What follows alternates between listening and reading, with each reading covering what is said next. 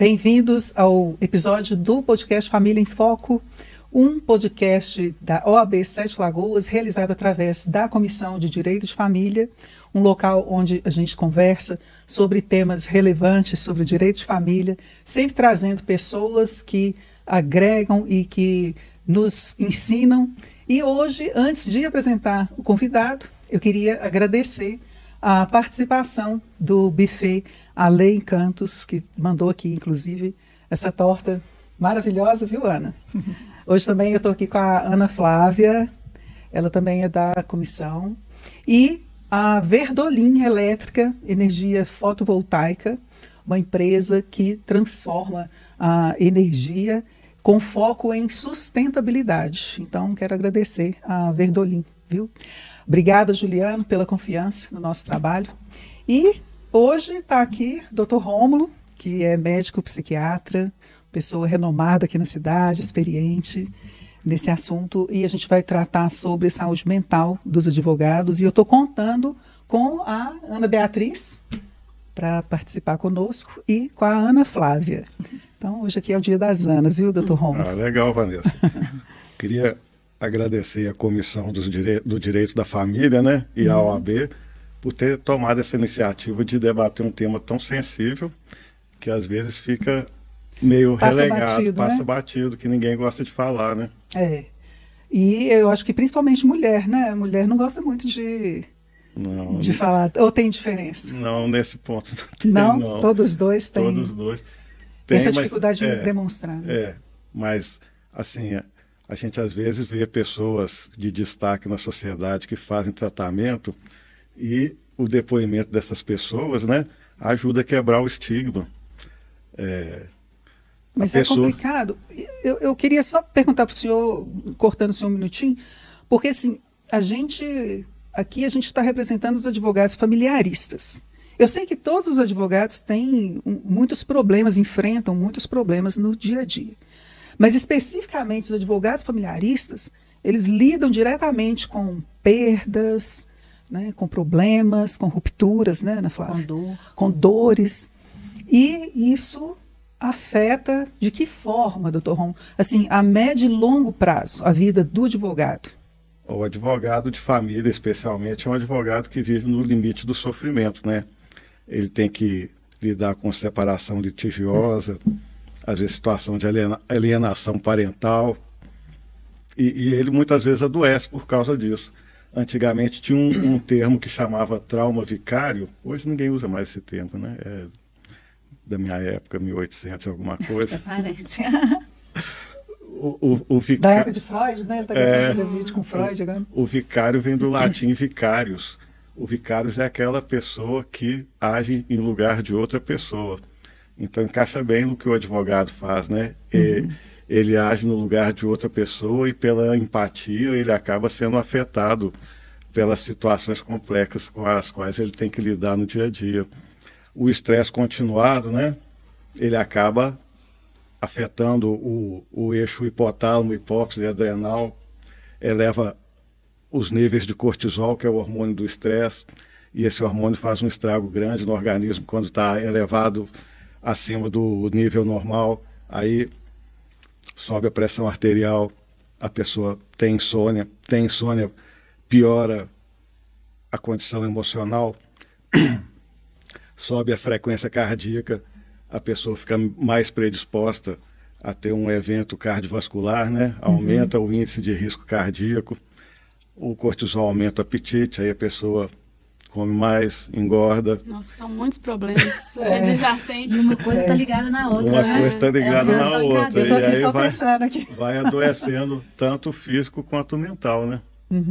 A gente até ponderou aqui inicialmente numa conversa informal, o senhor falou um dado interessante, dentre as profissões estressantes, né, são várias, um policial, uma profissão muito estressante, por exemplo, existem outros, professor, mas o advogado está na sua cadeira lá, tem muitos advogados, ele está entre as profissões mais estressantes, ou o senhor tem outra impressão? Os advogados têm estatística britânica mostrando que eles têm uma taxa de suicidalidade um pouco maior que a população em geral.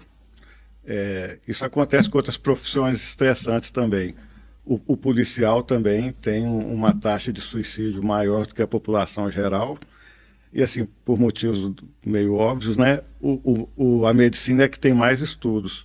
E os médicos desses três são os que suicidam mais, particularmente as médicas mulheres. Mesmo? Por vários motivos, né? Por motivo de vulnerabilidade herdada da genética, por fatores culturais, né? Ainda não sei se existe, mas eu escuto falar que existe essa cultura ainda meio machista, né? Sim. Sim, com certeza existe. E tem outra coisa, né? A mulher advogada, ela tem que ser advogada, tem que ser mãe, tem que ser esposa, tem que cuidar do marido quando casada, tem que cuidar da casa. Então, ela tem umas 5 profissões diferentes. E a sobrecarga é muito anuncia grande, só uma, que é de advogado. E ninguém reconhece as outras atribuições que são importantes, né? A mulher acaba que é uma base da família mesmo, é a mulher. Por outro lado, Vanessa mencionou no início que ela acha que as advogadas falam menos sobre saúde mental. Eu tenho a impressão diversa. Eu tenho a impressão que os homens têm mais dificuldade de procurar ajuda ou de falar e reconhecer que estão com um problema de saúde mental. Qual que é a impressão do senhor sobre esse assunto? De um modo geral, não é só na psiquiatria, não, na medicina inteira. As mulheres buscam mais ajuda médica, elas fazem mais prevenção. Cuidado, né? Com a mais saúde. Cuidado, e o homem só vai quando ele adoece mesmo. Isso em todas as profissões. Inclusive na psiquiatria, o consultório é predominantemente feminino. Agora, voltando assim para o lado do cliente, né? Porque a gente sofre esse estresse de representar um cliente que está vendo ali a família dele se desestruturando. E também uma coisa que não é falada no processo, né? Não sei se as meninas vão concordar, mas o luto do divórcio, ele não é levado em conta no processo, né? Então isso afeta não só a cliente, como o advogado também. Então a gente vê muito isso, né? Nesse processo de divórcio litigioso, né? Principalmente os filhos, mas também os cônjuges, né? Não é propriamente o processo de divórcio que adoece. O que adoece é o conflito antes, durante e que muitas vezes permanece depois. Hoje a cultura mudou, né? A gente vive aí uma sociedade líquida, uma família líquida, igual diz um filósofo aí, o Bauman, né?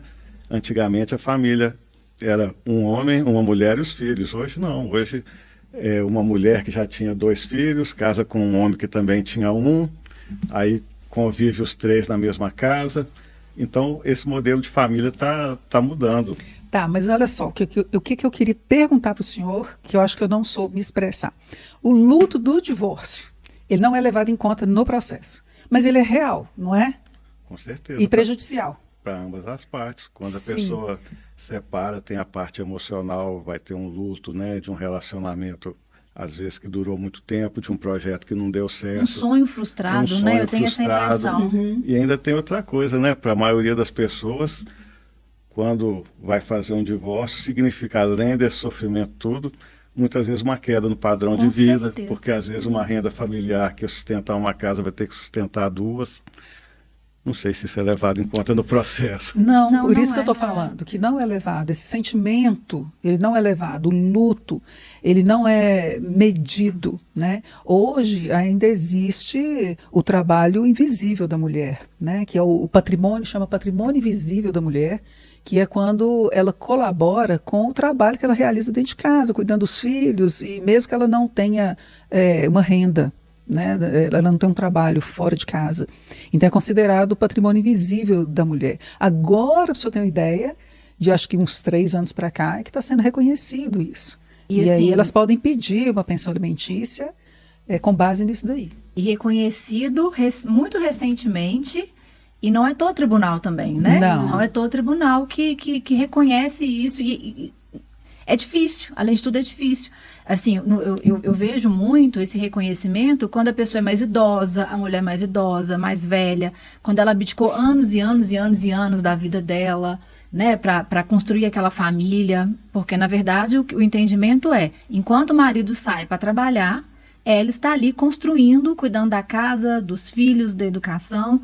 Então, assim, o que eu já vi muito é pessoas mais idosas. Quando são mulheres mais novas, que a princípio teriam condição de se reinserir no mercado, né? Eu não vejo muito ainda sendo levado em consideração esse patrimônio invisível para fins de pensão alimentícia, por exemplo, não. Concordo em grau, gênero e número, né? Ainda bem que o direito é uma coisa dinâmica, Exatamente. né? As leis estão sempre atualizando. Mas não é só a mulher mais velha, não. Mulher mais nova também. Aquilo que eu falei, né? Que maravilha o lar, né? A mulher fica para cuidar dos filhos e o marido sai para trabalhar. Hoje não é mais assim na maioria dos lares. Hoje o marido sai para trabalhar, a mulher sai para trabalhar. Aí o marido chega em casa, vai descansar e a mulher tem que cuidar do marido descansando, dos filhos, da casa. Então, realmente é uma coisa que deveria ser levada em conta, né? Já está mudando, né? Assim, a gente já não pode deixar de levar isso em consideração que já está mudando. Mas está devagarzinho. Está devagar, né? Agora, doutor Rômulo, estou pensando aqui uma coisa. Voltando agora para o advogado, né? Tem alguma característica assim, do advogado que deixa ele mais suscetível a essas doenças? Vamos chamar de doenças mentais, eu posso falar assim? Tem. A depressão, a ansiedade. Em geral, os advogados que têm menos... Vamos falar assim, alguns fatores de risco, né? Uhum. Por exemplo, o advogado que tem menos autonomia, ele acaba adoecendo mais, né? Acaba gerando insatisfação no trabalho. O advogado muito novo em começo de carreira fica com medo de errar também, acaba adoecendo. E o advogado perfeccionista também é um potencial padecedor de algum problema. Até o advogado que tem uma empatia além da conta, porque aí ele acaba se envolvendo no problema do processo. Isso acaba passando, fazer parte da vida pessoal, né? Uhum. E aí ele adoece mais. Eu ia perguntar sobre isso, no sentido da hiperconectividade que nós temos hoje em dia. Eu acho que vocês devem concordar comigo, as advogadas aqui, que principalmente quem advoga em direito de família sofre muito com essa hiperconectividade, porque nessa demanda, nesse problema emocional, juntamente com o problema jurídico, muitas vezes o suporte da advogada ou do advogado familiarista, ele é solicitado muito mais vezes do que em outros tipos de ação, né? Especialmente, eu acho que depois da pandemia isso aumentou mais ainda com a conexão com o WhatsApp, o hábito do contato frequente acaba consumindo muito tempo do advogado. Então, a gente atende muito e responde muito. E se você demora um pouquinho para responder, às vezes você não tem aquela compreensão do cliente. E isso mesmo também... que você não responda, você já leu ali, sabe o que é, você já fica tenso. E aí você já gera para a gente uma angústia, uma preocupação, uma sobrecarga, e também para o outro lado também do cliente que quer aquela resposta imediata e às vezes não é atendido. Isso também é um fator de adoecimento, certo? Com certeza absoluta. O advogado tem que ter a medida certa da empatia, né? A empatia demais adoece. A empatia de menos deixa o atendimento um pouco desumano. A pessoa tem que ter empatia, entender o sofrimento da pessoa, mas saber manter um distanciamento afetivo daquilo que está acontecendo. Isso é que é o ideal, né? E quais que são as doenças que mais afetam os advogados? Tem um estudo do Reino Unido e um estudo americano, né, mostrando que o consumo abusivo de álcool é um problema bastante sério. Quase um terço dos advogados tem. Depressão, sintomas ansiosos, que quase que faz parte da profissão, né? O advogado tem que lidar com as cobranças.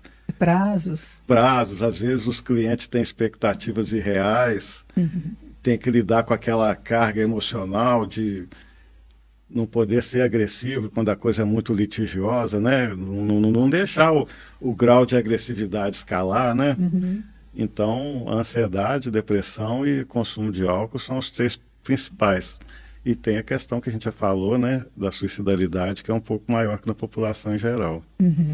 O senhor acha que existem mecanismos, não apenas medicamentosos, mas também comportamentais, que o senhor poderia dar para a gente dicas, por exemplo, para minimizar essa carga, esse adoecimento dos advogados? O senhor falou um pouco aí Sopesar a empatia. Tem algum outro ponto que o senhor Tem destaca? vários pontos, ó. Vamos falar alguns fatores de proteção. Isso é estatística mundial, tá? As pessoas que têm esse fator de proteção têm uma taxa de suicídio menor. Então, primeiro, a pessoa, quem é casado, suicida menos do que quem não é. Embora tem muito casamento que faz a pessoa querer suicidar, né? mas levando assim, brincadeira, hein, gente? Mas levando Não, isso, brincadeira não, que a gente leva tudo a sério. isso é uma estatística mundial. As pessoas que são casadas suicidam menos do que as que não são. As pessoas que têm filhos... É aquele ditado, doutor Rômulo, a vida de casado é boa, só não pede para de solteiro, né? Isso aí, viu, Não, meninas? às vezes a vida de casado é melhor que a de solteiro também. Mas então, ser casado, ter filhos, pessoas que têm filhos suicidam menos do que as que não têm. Religiosidade, quem tem uma religião, uma crença, suicida menos do que quem não tem. Mesmo porque a religião é uma coisa importante, né? Que muita gente no mundo inteiro pauta a conduta pela norma religiosa, e a religião às vezes dá um sentido para aquele sofrimento que a pessoa tem, dá um significado para aquele sofrimento, né? E a psiquiatria leva isso em conta? Claro, leva isso em conta. A gente, quando está atendendo uma pessoa, faz uma estratificação de risco de suicídio. Então, leva isso Você em já conta. chegou a falar com um paciente assim? Procura uma igreja, tenta frequentar alguma coisa. Eu estou falando assim, o senhor não. Mas os médicos assim, costumam fazer essa Eu não intervenção? falo dessa maneira, mas eu sempre friso que é importante a pessoa cultivar a religiosidade. Que a pessoa ter uma crença, frequentar um grupo, ajuda, isso está comprovado pela ciência, a ter um resultado menor que quem não tem. Então, eu acredito que a maioria dos psiquiatras deve investigar a questão da religiosidade e deve pontuar isso também. Ana mencionou aqui mais cedo também atividade física. Pois é, aí é um tanto, né? Eu sou defensor da atividade física. Uma coisa é a vida saudável, por incrível que pareça, né? A atividade física, tem estudo mostrando, se você fizer entre 150 e 300 minutos de exercício aeróbico por semana, tem a mesma eficácia que 50 miligramas de sertralina, como antidepressivo e ansiolítico. Então, o poder do exercício físico é muito alto, Quantos né? minutos? Entre 150 e 300. Vamos jogar mais baixo, assim, Não, para quem vai... 150 3 minutos? por semana, né? Por semana. Nós dizemos por dia, não é porque eu perdi aqui. Pode ser 5 vezes de 30 minutos, dá 150, né? É o 3 3 vezes tem que ser de 50 para dar, né? O ideal é quanto mais vezes, melhor. Musculação vale? Vale também. Então tá Qualquer exercício que a pessoa fizer, vale. Mas assim, Então, tem estudo mais assertivo com o aeróbico, né? Mas a própria musculação tem como ela funcionar como aeróbico. Tem. Quando você põe menos peso e mais repetição, ela funciona como aeróbico. Nós vamos fazer essa adaptação, então. Né? E a pessoa manter níveis saudáveis de glicose, colesterol, triglicéridos, ajuda o cérebro a não adoecer, igual o coração, o cérebro adoece. A circulação cerebral piora, isso aí traz muitas consequências ruins, né? E uma coisa importante, que talvez os advogados tenham o privilégio e a maioria da população não tem, infelizmente, né? É o acesso ao serviço de saúde da mente, né? Porque, por exemplo, quem está lá no SUS, né? Não estou falando, no Brasil, não é em lugar nenhum específico, não. Aí a pessoa está com uma ideação suicida, está muito depressiva, é preciso de um psiquiatra rápido. Aí ela vai lá no posto de saúde, só tem vaga para daqui a 3 meses. Aí vai no PSF, o PSF encaminha para o psiquiatra, mas só marca também 3 meses.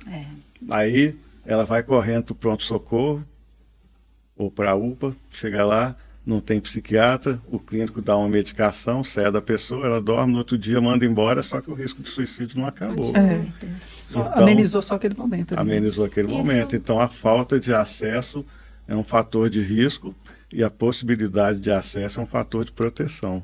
Agora, existe diferença de gênero, doutor Romo? Existe. As mulheres, eu vou falar em relação ao suicídio, né? As mulheres tentam 2 vezes mais do que os É homens. mesmo? Achei que fosse o contrário. Mas só que os meios que os homens usam são mais letais, então eles morrem mais. As mulheres tentam mais, mas os homens têm mais êxito letal, chamar assim, né, do que as mulheres. Doutor Rômulo, uma dúvida que me surgiu aqui. Diante desse quadro, de que a gente sabe que a advocacia é potencialmente estressante, angustiante, é inerente à profissão.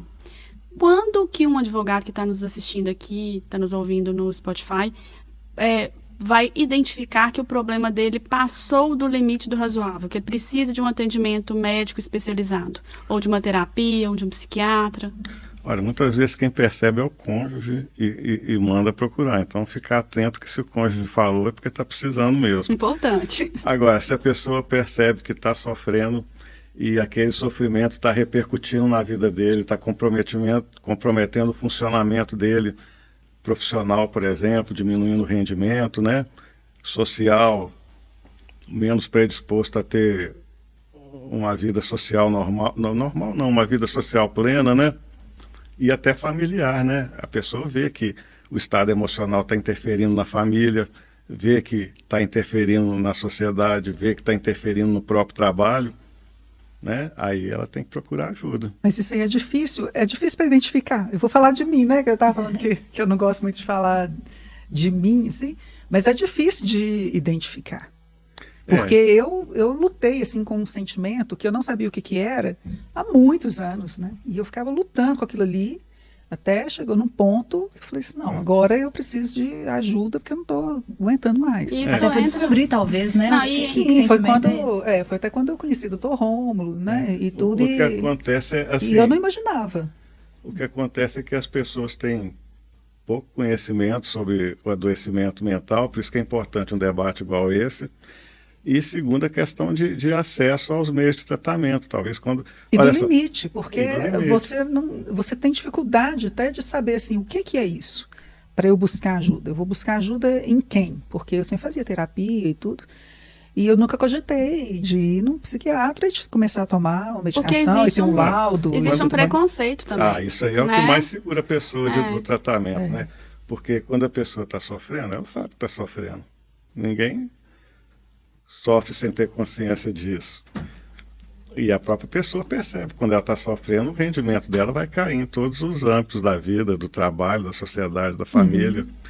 O que acontece é o que a Ana falou, o preconceito é que segura as pessoas. Mas- 2 coisas, o preconceito é a falta de acesso, né? Porque tem gente que vê esse preconceito, mas também não tem acesso, infelizmente. Todos os né? dois são muito difíceis. Eu né? Todos gostei dois são muito muito difíceis. da mensagem que o senhor falou inicialmente aqui, quando a gente estava na conversa informal. Acho que seria válido até o senhor repetir sobre a inadequação que as pessoas acham que existe no tratamento psiquiátrico. Por outro lado, é um tratamento de saúde como outro qualquer. O senhor pode repetir aquela Verdade. fala? Por exemplo, quem tem um problema de coração sabe que tem que procurar um cardiologista, porque senão vai ter uma complicação, talvez até grave, né? Se a pessoa tem um problema de pressão, ela recebe a prescrição de um remédio, aceita tomar aquilo com facilidade, né? Se a pessoa está com diabetes tipo 2 dos 40 anos, ela vai lá, procura o endócrino, segue as instruções, toma o remédio que ele passa com satisfação, né? Vai sei lá, em qualquer profissional, no neurologista. O cérebro, eu não sei por que ele é tratado como se fosse uma coisa que está fora do corpo, como se fosse uma aura. O cérebro é um corpo, é uma parte do corpo, é um órgão como os outros. E ele também adoece. E o tratamento, muitas vezes, tem medidas medicamentosas, né? Então, igual o hipertenso toma remédio para pressão, o diabético toma hipoglicemiante, o asmático usa algum broncodilatador. Quem tem um sofrimento mental, muitas vezes tem que tomar algum remédio. Porque hoje, né, não é aquela teoria simples, mas a gente sabe que tem um desbalanço de neurotransmissores no cérebro. As vias, as circuitarias neuronais estão alteradas. E a medicina está caminhando para isso. Por exemplo, hoje já tem exame de imagem. Quem tem depressão tem uma estrutura no cérebro que chama hipotálamo, ela fica fininha em quem tem depressão. E quando a pessoa vai melhorando, ela vai aumentando a espessura dela. E Tem marcador de gravidade da depressão que antes não tinha, por exemplo, tem um marcador que chama PCR, proteína C reativa. Ela é um marcador que, entre outras coisas, vê o nível de inflamação no organismo. Pessoas com PCR alto tendem a ter depressão mais resistente. Então, isso mostra que a depressão é uma doença do corpo. E Pois assim, Não é da alma, é uma doença do corpo, não é da alma, né? E assim, eu acho importante a gente falar sobre isso e falar com tranquilidade, igual a gente estava conversando mais cedo na conversa informal, sobre o preconceito, né, sobre a dificuldade de falar ou não. Para mim, particularmente, sempre foi muito tranquilo, né? Eu falo com toda a tranquilidade do mundo e sempre foi muito tranquilo buscar ajuda. Engraçado, né? Sempre foi muito natural, assim. A partir do momento da minha vida que aconteceu um fato, e eu conversando com uma médica na época, ginecologista, inclusive, ela falou: olha, Ana Flávia, eu acho que está no momento. Tomei algum tempo, ela falou: agora você pode procurar um psiquiatra. Então, assim, sempre foi uma coisa muito tranquila. E eu acho importante esse assunto, a gente trazer esse assunto aqui, porque realmente a gente falar das nossas fragilidades, às vezes, né, incentiva outros colegas a falar da deles também. Sim. Né, a buscar ajuda também. E muitas vezes, já me falaram várias vezes, você é tão alegre.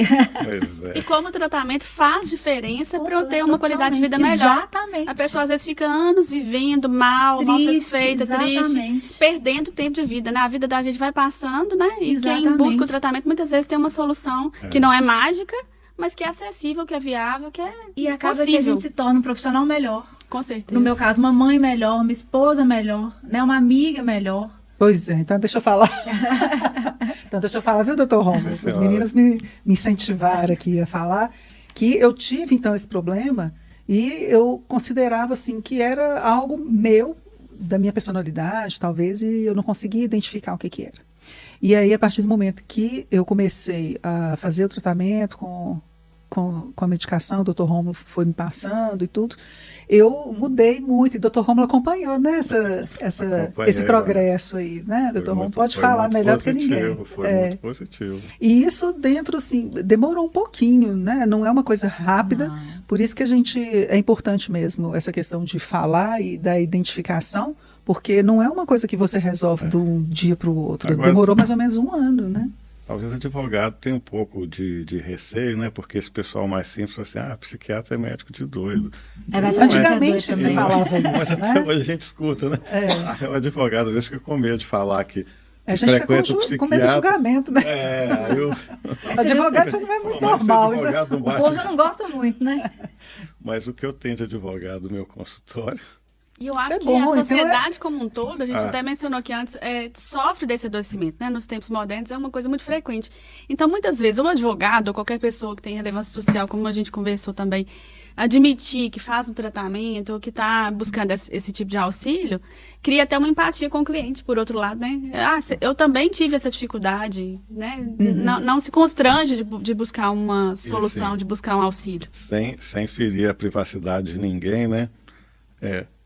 Eu tenho pacientes lá de todos os âmbitos do direito. Tem gente que não é daqui de Sete Lagoas, tem gente que vem de Belo Horizonte para cá consultar comigo, de outras cidades, né? Então tem juiz que consulta comigo, quase que eu falo de que era, mas não vou falar. Tem promotor de outra cidade que consulta comigo, defensor público que já consultou comigo, o pessoal, os oficiais de apoio, tem vários que já trataram comigo. Só que ninguém fala entre si, né? O tal do não conta, mesmo. né? Aquilo que eu falei brincando no começo, né? Quando vai no dermatologista, no cirurgião plástico, Posta na internet. Quando vai no psiquiatra, não conta para ninguém, né? É verdade. Mas que bom que eles estão procurando, né, doutor Romulo? Quer dizer que esse marcador aí está mudando, né? Está mudando. Pois é, gente. Então, meninas, né? Pessoal também que está ouvindo, queria deixar recomendado aí. Pensar a respeito disso e tentar identificar, e se não estiver conseguindo, buscar mesmo essa ajuda, porque às vezes a gente não consegue, não deixar chegar num limite que não vai conseguir, né? Que não vai conseguir alcançar. Então foi muito bom, eu recomendo assim altamente, hoje eu falo disso. Altamente. Não é que eu tinha preconceito, eu não soube identificar, tá, doutor Romulo? Deixar claro isso aí, viu? Disso, Mas foi muito bom foi muito bom para mim e, né, igual eu falei, o senhor sabe disso. Ana Flávia, ela falou, né, que ela passou a ser uma profissional melhor, uma mãe melhor, e realmente eu vi isso. O meu estado de ânimo mudando, a minha disposição para trabalhar, e tudo se encaixou de uma forma melhor, né? E a gente também consegue ver que os problemas da vida acontecem, os processos difíceis acontecem, as sentenças vêm, os clientes difíceis vêm, mas a gente consegue equilibrar melhor essas situações e saber que o mundo não está contra a gente. Exatamente. Com certeza. Problema todo mundo tem. Quem fala que não tem está mentindo. O que faz a diferença é a maneira como você lida com eles, né? Uhum. Agora, só acha que tem alguma coisa assim, especificamente, assim, que o senhor queira falar para os advogados? Principalmente aqui, assim, que são... Acho que todos os advogados só vão passar para todos os advogados, porque eu acho que não só os familiaristas, mas todos passam por situações, né, de conflito, de estresse, de ansiedade. A advocacia em si lida com conflito, né? Não tem como quem advoga fugir disso. A gente trabalha com isso. O nosso trabalho é lidar com o problema dos outros. Ninguém liga para a gente para perguntar se a gente está bem. Ninguém pergunta como que está o advogado, só como que está o processo. Exatamente. Em pouquíssimas palavras, né? Para os nossos advogados aí, quem cuida também precisa de cuidado, né? Tem que ficar atento a isso aí, porque afeta, igual já falei, a qualidade do trabalho, a qualidade das relações interpessoais, familiares, né? Uhum. Adoece, reduz a expectativa de vida. Então, o advogado que cuida tão bem da gente, dos nossos interesses, tem que receber cuidados também, inclusive cuidados da saúde mental e física. A vida é boa, né, meninas? A vida é boa e a gente tem que saber viver com qualidade. Mesmo. Não é? Pois é. Você quer perguntar mais alguma coisa, Ana Flávia? O senhor quer falar mais alguma coisa? Não, excelente. Eu quero agradecer de novo a oportunidade da gente debater esse tema da saúde mental, que igual a gente tem falado, costuma ficar meio que deixado para lá, né? Quem tem doença mental assim mais grave, ele acaba ficando até invisível para a sociedade, né? A pessoa perde o respeito dos outros, a dignidade. Então, é um tema que tem que estar sempre aí em debate para que a gente continue melhorando, né?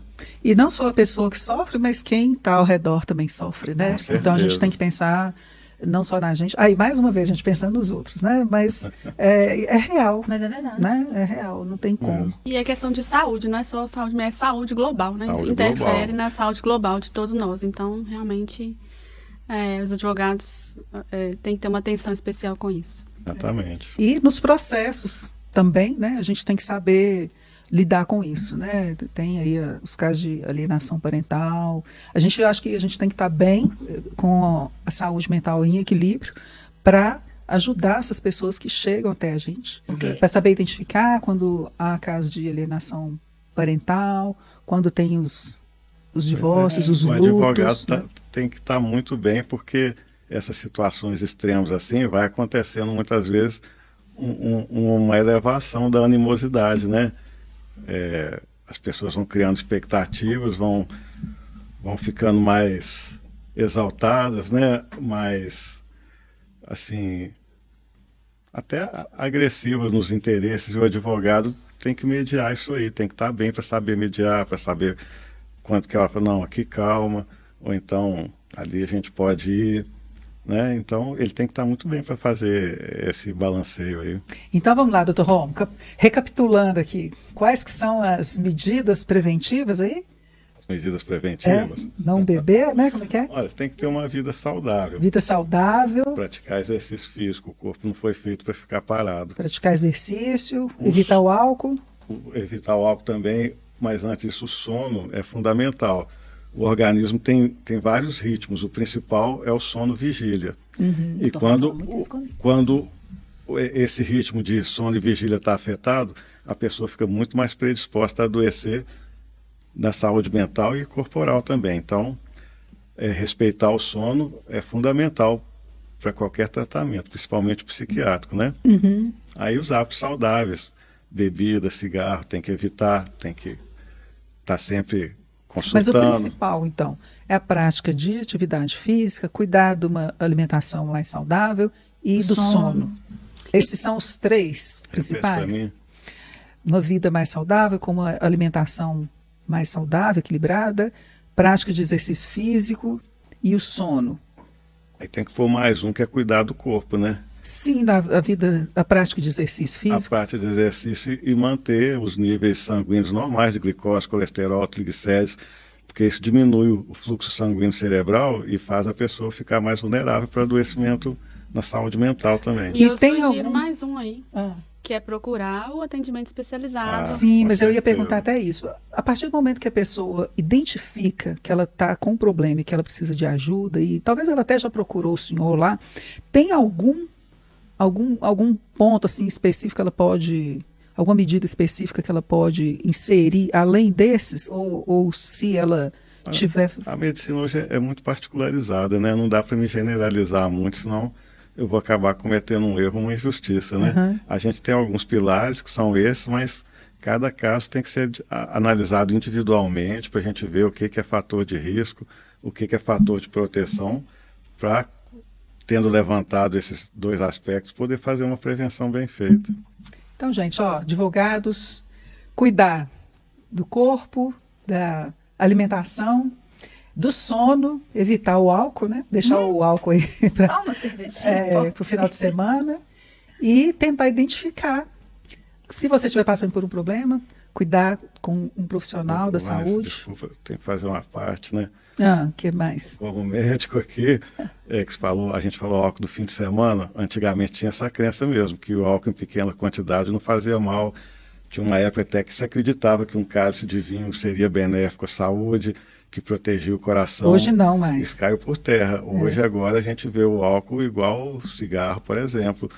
Não existe nível de consumo de álcool seguro. Qualquer tanto que você ingerir está se prejudicando. Então, o ideal era não ter contato nenhum. Não sei se a nossa cultura permite, mas é o ideal. é o ideal. Qualquer nível de álcool que você consumir está causando algum tipo de prejuízo. Entendi. Bom, doutor Romo, quero agradecer ao senhor imensamente, né, que o senhor dispôs do tempo do senhor para vir cá conversar com a gente. E eu acredito que foi muito relevante, né? Foi ótimo, muito relevante. E eu espero, assim, que a gente consiga encontrar em outras ocasiões aqui e convidar o senhor para a gente falar mais desse assunto, viu? Obrigada, tá? Eu que agradeço. E eu queria agradecer novamente aqui a Lê, que mandou esse bolo pra gente, e o Juliano também, lá da Verdolim, da energia fotovoltaica, viu, gente? Então é isso. Eu queria também falar para quem está assistindo, não deixar de seguir a página da Comissão de Direito de Família no Instagram e também no Spotify. Esse episódio ele vai ficar disponível lá, viu, doutor Romo? Legal. Depois, se quiser Vou assistir, assistir. aí a gente acessa lá pelo Spotify também, se não estiver conseguindo assistir. E o canal no YouTube, né? Lembrar E o do canal, do YouTube. o episódio completo, ele fica disponível no canal do YouTube da OAB Sete Lagoas. Isso, e quem tiver ciência de algum amigo, conhecido que está precisando de ajuda, indica esse vídeo para ele, para a Isso. pessoa se esclarecer, né? Muito Isso. esclarecedor, realmente. Acho que vai ajudar muita gente. Não é? Obrigada, doutor Romulo, agradeço. mais uma vez. Obrigada às meninas pela A participação. Então, até a próxima. Conto com vocês. Até mais.